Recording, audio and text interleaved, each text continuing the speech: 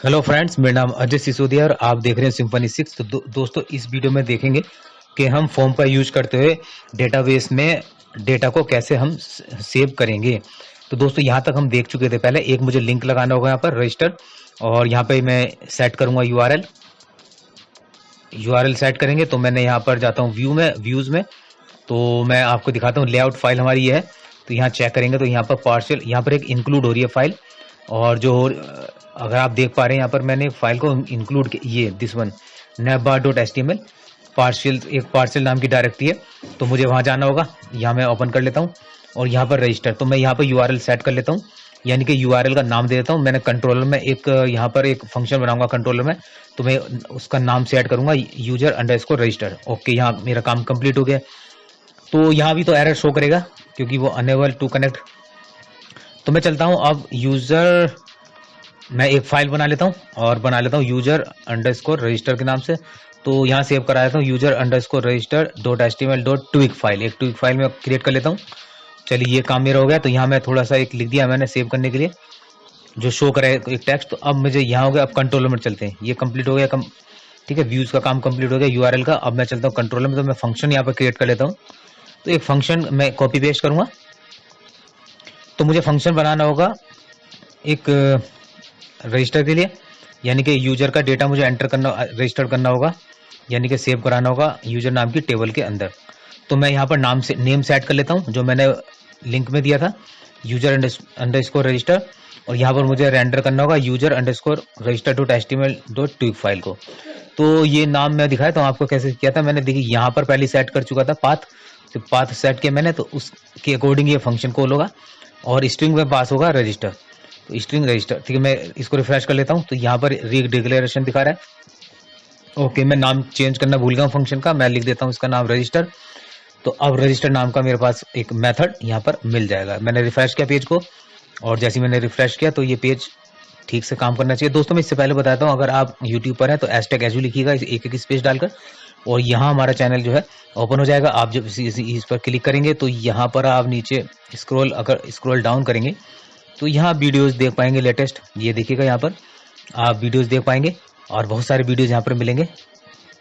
Play list में जाएंगे तो यहाँ पे प्ले लिस्ट तैयार मिलेगी आपको। PHP हो, पाइथन हो, रूबी ऑन रेल्स हो। तो अब आइए वापिस आ जाते हैं। तो जैसे मैं रजिस्टर पर क्लिक करता हूँ, देखिए ये जो पेज था हमारा ठीक से रेंडर हो रहा है, यानी कि यूजर रजिस्टर लिखा रहा है, यानी कि जो हमारी व्यू फाइल बनाई थी user_register नाम से, जो html.twig बनाई थी हमने, वो ठीक से काम कर रही है। तो मैं यहाँ पर सबसे पहले एक एक्सटेंड कर लेता हूँ बेस, जो हमारी टेम्पलेट है लेआउट की। तो मैंने यहाँ पर उसको, सॉरी, यहाँ चेंज नहीं करना था, ये तो हमारा जो बेस टेम्पलेट है उसको मैंने एक्सटेंड किया है। उसके बाद मैं टाइटल चेंज कर लेता हूँ इसका। मैं इस पेज का टाइटल रख देता हूँ रजिस्टर, और उसके बाद मैं सेव कर लेता हूँ। और सेव करने एक काम और कर लेता हूँ, कंटेंट नाम का जो ब्लॉक है वो भी बना लेता हूँ, क्योंकि यहाँ इस पेज का जितना भी कंटेंट होगा वो यहाँ पर अंदर इसके मैं लिखूंगा, ठीक है। तो यहाँ पर मैंने एक ब्लॉक बना लिया कंटेंट का। ओके, अभी मैं चेक कर लेता हूँ, रिफ्रेश किया, ऊपर देख रहे रजिस्टर नाम का जो टाइटल था वो हमारा ठीक से काम कर रहा है।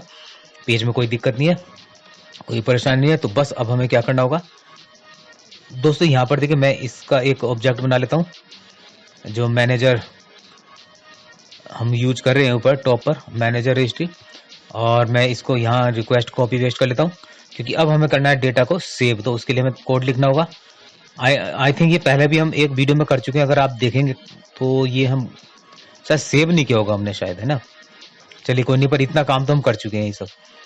तो हाँ, शायद हमने API क्रिएट की थी हमने, उसमें क्या होगा। चलिए, मैंने यहाँ पर मैं इसका ऑब्जेक्ट बना लेता हूँ। वैसे ऑब्जेक्ट की अभी जरूरत तो नहीं है इसकी। ऐसा करते हैं कि यहाँ पर सबसे पहले क्या करना होगा, मैं ओके, यूजर जो एंटिटी है मैं उसका ऑब्जेक्ट बना लेता हूँ। ऊपर आप देख पा रहे हैं हमने किस तरह से कीवर्ड का यूज किया है, और यहाँ मिल जाएगा आपको यूजर एंटिटी। तो इसका एक ऑब्जेक्ट क्रिएट कर लेंगे। इसके बाद में यहाँ पर क्या करना है थोड़ा देख लेते हैं। ओके, मैं थोड़ा ऊपर जाता हूँ और यहाँ बताता हूँ आपको, हमने पहले कर चुके हैं। छोटा सा कोड था। हमें क्या करना होगा, किसी तरह से जो यूजर टाइप है, एक हमने जो फॉर्म बना रखा है, एक अलग क्लास बनाई थी हमने, एक वीडियो भी बनाया था, हम उसका यहाँ पर यूज करेंगे। तो मैं यहाँ पर कॉपी पेस्ट कर लेता हूँ एक फंक्शन। देखिए यहाँ पर ऐड प्रोडक्ट हम कर चुके हैं, तो मैं इसको थोड़ा सा कॉपी पेस्ट कर लेता हूँ। हमारे पास यूजर नाम की टेबल है, तो मैं इसको चेंज कर लूंगा। मैं यहाँ पर कॉपी पेस्ट करूंगा इसकी जगह, ये हटा देता हूँ अभी। और यहाँ पर मैं कॉपी पेस्ट करने के बाद ये इसको मुझे नीचे करना होगा। Okay user, okay. अब मैं क्या करना हूँ, यहाँ पर एक यूजर वेरिएबल ले लेता हूँ। मैं यहाँ पर यूजर कर लेता हूँ सबको, यूजर के अकॉर्डिंग जो मेरे फील्ड्स है मैं उसको करूंगा। ठीक है, यहाँ पर इसकी जरूरत नहीं है, ये मैं इसको हटा लेता हूँ, क्योंकि ये हमारा जो कोड था हमने एपीआई क्रिएट की थी, तो वहां से लिया था मैंने, पोस्टमैन का यूज किया था हमने, लेकिन यहाँ पोस्टमैन का यूज हम नहीं कर रहे हैं। यहाँ पर मैं अब चेंज कर लेता हूँ इसको, सेट नेम और सेट ईमेल, हमारे पास ये दो फील्ड है। ओके, फील्ड से सेट कर लेते हैं। तो इससे समझ लीजिए कि हम जब यहाँ पर क्रिएट फॉर्म मिलेगा आपको, और यूजर टाइप हमने क्लास का यूज करें, जहां हमने इस फॉर्म के जो इनपुट्स जो मतलब कंट्रोल्स है वहां सेट किए हुए हैं। और यहाँ पर देख पाएंगे, मैं दिखा देता हूँ अभी। देखिए यहाँ पर आएंगे फॉर्म के अंदर, टाइप के अंदर, ये देखिए ये पूरा कंप्लीट हमने सीखा था कैसे हमने जो फॉर्म के लिए क्लासेस हमने बनाई थी, तो उसी क्लास का हम यूज करेंगे। तो मैंने रिफ्रेश किया तो ये कह रहा है अनएक्सपेक्टेड आइडेंटिफायर यूजर। अब देखिए क्या ये मिस्टेक क्यों आ रहा है। तो यहाँ पर मैंने ओके, यहाँ मिस्टेक थी, मैं न्यू कीवर्ड हमें लगाना होगा। यहाँ पर होगा क्रिएट फॉर्म, और क्रिएट फॉर्म में हमने एक एरे पास किया यूजर नाम की, जिसमें हमें कीज जो है हमें की भी वहां पर पास होगी एक, यानी कि एक ऐसी एरे हम पास करें यूजर नाम की जिसमें फील्ड नेम होंगे, नेम और ईमेल। तो यहां मैं कर लेता हूं यहाँ रेंडर फॉर्म।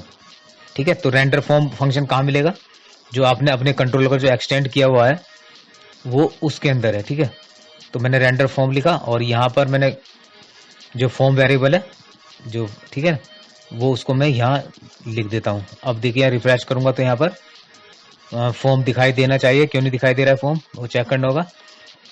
बिल्कुल ठीक है, यहाँ भी हैंडल रिक्वेस्ट, ये भी ठीक है। ओके, यहाँ शायद थोड़ा सा मुझे गलत लग रहा है, तो यहाँ भी ठीक हो रहा है। ओके, अब कुछ मुझे इस तरह की मिस्टेक लगी इसमें कि ओके यहाँ पर हमने रैंड कंट्रोलर से तो ठीक चला है, बट हमने जो HTML.twig फाइल है यहाँ पर हमने उसको यहाँ पर हमने नहीं दिया ये कोड, तो हम लिख लेते हैं फॉर्म और ब्रैकेट के अंदर भी फॉर्म। तो यहाँ पर अब हमने लिखा है ट्विग फाइल के अंदर। अब फॉर्म जो होगा वो ठीक से यहाँ पर शो हो जाएगा। ठीक है, बस ये हमारा था फोन गया फॉर्म। अब हमने सेव करना होगा यूजर को, तो हम कैसे करेंगे अभी देखते हैं। यहाँ मैंने एक कुछ चीज में लिख देता हूँ, यहाँ पर मैं लिख देता हूँ, देखिए यहाँ आप देख पा रहे हैं पूरा फॉर्म हमारा तैयार हो गया है। फील्ड नेम भी देख सकते हैं उसके, सॉरी नेम भी देख सकते हैं, और क्या क्या उसमें गिवन है चेक कर सकते हैं। सेव करूंगा मैं, अभी नहीं होगा, तो यहाँ मैं MySQL को ओपन कर लेता हूँ, और MySQL को ओपन करके देखते हैं कि हम सेलेक्ट का कमांड का यूज करेंगे, कीवर्ड का देखेंगे जो यूजर नाम की हमारी टेबल है उसमें क्या क्या डेटा एंटर, मतलब अभी तक एंटर हो चुका है। तो देखिए 8 रिकॉर्ड्स यहाँ पर एंटर है। तो यहाँ कोशिश करेंगे अब कैसे सेव होगा। देखिए तो यहाँ हमने एक फॉर्म को कॉपी कर लिया, हम सॉरी ये एज मेथड। अब यहाँ पर हम कंडीशन लगाएंगे कि एक कंडीशन हमें लगानी होगी। तो मैं इसको रिफ्रेश कर लेता हूँ जरा पेज को, और देखता हूँ कोई मिस्टेक तो नहीं आ पा रही। यहाँ पर एक मिस्टेक होगी यहाँ पर, यहाँ फॉर्म ओके, मैंने ये फॉर्म तो आपको लगाना पड़ेगा इसमें। ठीक है, रेंडर फॉर्म फंक्शन का यूज करना पड़ेगा। अब देखिए यहाँ पर मैंने कंडीशन को यूज कर रहा हूँ, कॉपी पेस्ट कर दिया टाइम बचाने के लिए। इज मेथड पोस्ट, अगर इज मेथड पोस्ट हो तो उसके अंदर आएंगे, उसके बाद कंडीशन लेगी कि अगर जो फॉर्म है वो अगर इज सबमिटेड हो और इज वैलिड हो, तो यहाँ पर क्या होगा, एक हमारे पास एंटिटी मैनेजर एक ऑब्जेक्ट क्रिएट हो जाएगा। सबसे पहले हम देख लेते हैं कि फॉर्म से जो डेटा आ रहा है वो ठीक से काम कर रहा है नहीं कर रहा है। अगर फॉर्म इज मेथड अगर पोस्ट होगा तो कैसे करेंगे, गेट डेटा एक फंक्शन मिलेगा आपको, तो $फॉर्म और गेट डेटा। तो देखते हैं ये हमारा वहां पर ठीक से पहुंच पा रहे हैं। मैंने रिफ्रेश किया तो देखिए ये डेटा बिल्कुल ठीक। तो इसका जो डेटा हम सेट करने वाले हैं वो हमें इस एक्शन में मिल रहा है, यानी कि कंट्रोलर में वो पहुंच रहा है रजिस्टर एक्शन मेथड के अंदर। बिल्कुल ठीक, देखिए चेंज करके देख लेते हैं, बिल्कुल ठीक काम कर रहा है। चलिए ठीक है, यहाँ तक काम है। तो अब यहाँ पर हमें इज अगर फॉर्म सबमिटेड हो और इज वैलिड हो तो हमें यहाँ पर परसिस्ट करना होगा जो फॉर्म गेट डेटा है, और यहाँ पर एक फॉर्म डाटा यानी कि मैनेजर को बताना होगा एंटिटी को हम डेटा सेव कर रहे हैं, कहने का मतलब। फिर करेंगे फ्लश। फ्लश का मतलब कि यहाँ पर क्वेरी आपकी रन हो जाएगी और डेटा हमारा सेव हो जाएगा और मैसेज देगा सेव्ड। तो इस तरह से हमें डेटा हम फॉर्म का गेट कर सकते हैं। तो यहाँ आइए देखते हैं, और सेव पर हम क्लिक करेंगे, एक रिकॉर्ड हम डाल लेते हैं, और जैसे ही मैं इसको सेव पर क्लिक करता हूँ तो ऊपर मैसेज सेव्ड, बिल्कुल ठीक है, ये हमारा बिल्कुल डेटा सेव हो गया। तो यहाँ मैं सेलेक्ट करके देखता हूँ, बिल्कुल 9 नंबर का रिकॉर्ड हमारा नया है, न्यू है। तो मैं होम पर चल जाता हूँ, यहाँ भी चेक कर लेता हूँ, बिल्कुल आ गया है रिकॉर्ड 9। चलिए आगे बढ़ लेते हैं, फिर देखते हैं। सेव की जगह हम कुछ और यूज करने की कोशिश करेंगे, जैसे कि हम यहाँ पर ये सोच लेते हैं कि हमें एक रीडायरेक्शन के लिए एक मेथड चाहिए। रीडायरेक्ट कैसे करें इसको, चलिए हम यहाँ पर मैंने ओपन कर लेते हैं जो सिम्फनी है उसकी वेबसाइट, ऑफिशियल वेबसाइट को ओपन कर लेते हैं। तो मैं यहाँ लिख देता हूँ रीडायरेक्ट, और यहाँ इसे ओपन कर लेता हूँ, देखता हूँ यहाँ मुझे कुछ मिल पा रहा है नहीं मिल पा रहा। तो आप दोस्तों देखिए, ये बहुत ही अच्छा डॉक्यूमेंट है, यहाँ काफ़ी चीज़ें मैं अगर इसमें जो भी सीख रहा हूँ मैं यहाँ से ही सीख रहा हूँ, जो भी देख रहा हूँ मैं यहाँ से ही देखता हूँ, मैं भी यहाँ से सीखता हूँ। तो मैं चेंज कर लेता हूँ, रीडायरेक्ट व्यू कर लेता हूँ। तो आपको इससे पढ़ेंगे तो ढंग से डॉक्यूमेंट्स को आपको ठीक से समझ में आ जाएगा। रीडिंग जरूर क्या कीजिए, इससे तो ज़्यादा अच्छा होगा। यहाँ अभी भी नहीं मिल रहा मुझे, तो मैं लिख देता हूँ इन कंट्रोलर, तो अब तो डेफिनेटली मिलेगा रीडायरेक्ट इन कंट्रोलर। तो यहाँ पर आपको मिल जाएगा एक कोड रीडायरेक्शन का। नीचे चलता हूँ मैं, स्क्रॉल डाउन, ये मिल गया, देखिए रीडायरेक्ट टू राउट। मैं इसको कॉपी कर लेता हूँ और यहाँ पर क्या कर लेते हैं, रीडायरेक्ट कर लेते हैं। तो मैं ऐसा कर लेता हूँ, जब डेटा सेव हो जाए, तो अभी तो मैं इस पर ध्यान नहीं दे रहा हूँ कि मुझे कहाँ लिखना चाहिए, मैं सिंपल अभी आप ध्यान दीजिएगा, मैंने यहाँ पर लिखना है, ठीक है। जैसे डेटा सेव होगा उसके बाद ये इसको सेव करा ले। रीडायरेक्ट कहाँ करना है मुझे, ऐप अंडरस्कोर इंडेक्स पर, यानी कि जो पहला फंक्शन है वहाँ इसको रीडायरेक्ट कर देना है। और अब मैं यहाँ पर इसको यहाँ डेटा डाल लेता हूँ। मैं जैसे ही सेव पर क्लिक करूँगा, सेव बटन पर क्लिक कर लेता हूँ, तो ये देखिए सेव भी होगा डेटा और रीडायरेक्ट हो जाएगा इंडेक्स पेज पर।